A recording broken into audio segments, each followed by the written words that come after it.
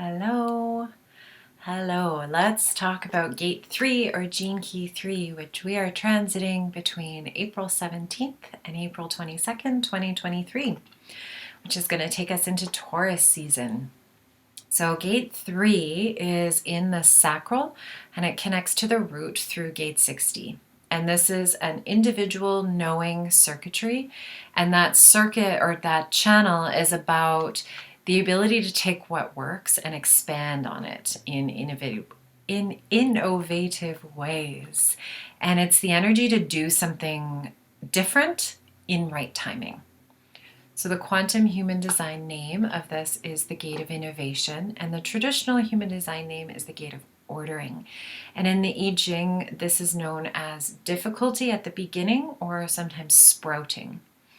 And this is really about the real springtime when we allow the seed to sprout, or we allow the seed to sprout only when it's ready. And that in order for a seed to sprout, there needs to be some friction. You can't sprout a seed without being some friction for it to break through. So this transit is currently highlighting the opportunity to learn to trust in divine timing and to know that your ideas are going to be shared and transmitted to the world when the world is ready. It's also about the pressure to be different while not leaving behind what has come before, but exploring what has come before you and integrating it with the newness.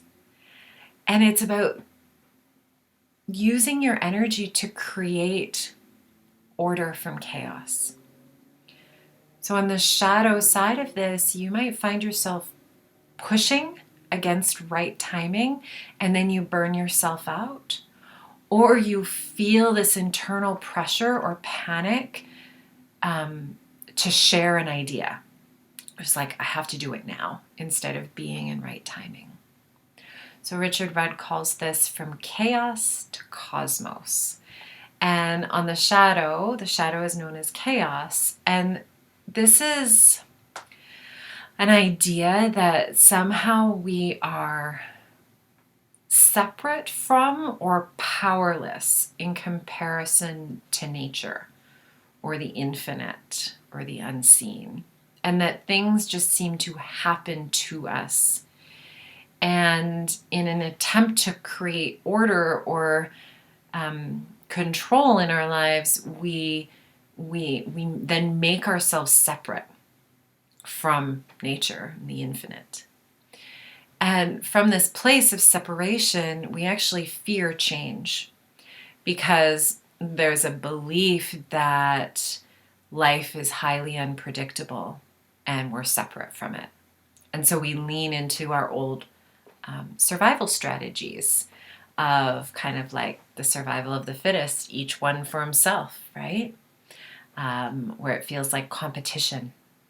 And we can become what Richard Rudd calls as anal. And it is literally about a constriction of your pelvic floor. And the pelvic floor actually holds trauma because it is directly related to the psoas muscle. And the psoas muscle is like this bowl at the base of your spine and goes all the way around the front of your body and links in with the hips. And if you think of the fight, flight, freeze response, the fight, flight response is all about sending energy to your limbs so that you can run or fight. And so what happens is that our pelvic floor actually ends up holding a lot of trauma. And there's actually pelvic floor physiotherapists and people doing amazing work with the pelvic floor now. There's another, if this resonates with you, there's another type of modality that I have done that's called TRE, trauma release experience, I think. And it's where you do some exercises to trigger your body into shaking, and that releases the trauma in your pelvic floor. Let's go back to anal. And so when we have that tightness in our bodies, it restricts us and then causes us difficulty to breathe. And we can become, on the other side of anal, we can become chaotic and disordered. And it's where like that chaos seems to follow us wherever we go.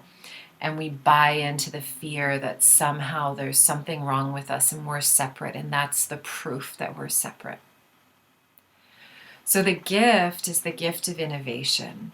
And you can look back through humanity and you can see how we've evolved.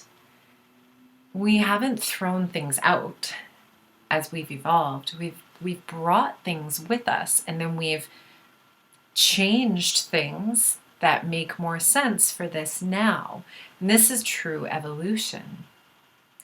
It's a real willingness to look at what's worked and then what needs to change. It's not about erasing history. It's not about erasing what has come before, because we are built on what has come before us. Some things no longer suit this time. And so then we let go of some of those things that are no longer working, and we add new things to it.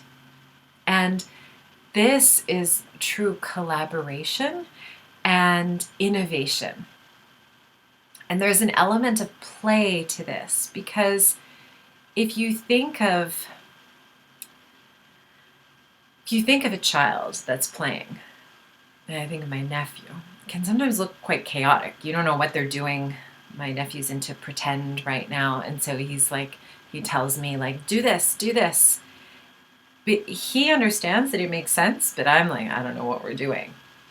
And until we get into the play, and then I'm like, oh, I understand. He's created this world and we're playing this pretend game. And so before I really understand that what we're doing, it feels quite chaotic. I just kind of listen to him and follow along. But then it's like, oh, this is what we're doing. We're creating this imaginary game, right? And so during this transit, it's a really great question to ask, because we as adults just altogether are, most of us are very serious, right? So the question is, where can you bring playfulness into parts of your life that may seem difficult or chaotic or confusing? How can you play in the middle of those? And my guides who I work with, which are the Fae, this is the epitome of them, this play. And they often appear chaotic to others, meaning they can go back and forth. Like if you ever communicate with the fairy realm, they can go back and forth between, they'll say like, it is something and it's not at the same time, right? And it's like, for our brains, it's like kind of weird because we think in black or white often. And it's because it always is everything. Everything is always the answer. It's not just one. And so the fairy realm really looks at chaos with those playful eyes, because they know that it is all of everything all the time. And so it's this sense of curiosity and play that can really support you when things appear like nonsense, right? In your most difficult times, bringing that sense of play. And it's been offered up right here. Ask the fairy realm to join you in that play. Show them how you can play. Because life on this planet's not easy. As one of my teachers would say, it's less than easy, right? It's heavy.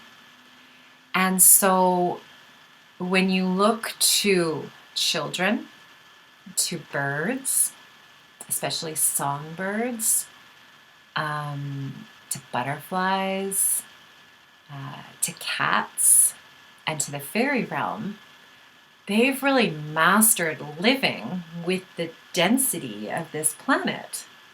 because there's a playfulness and an ease with it. Dolphins as well.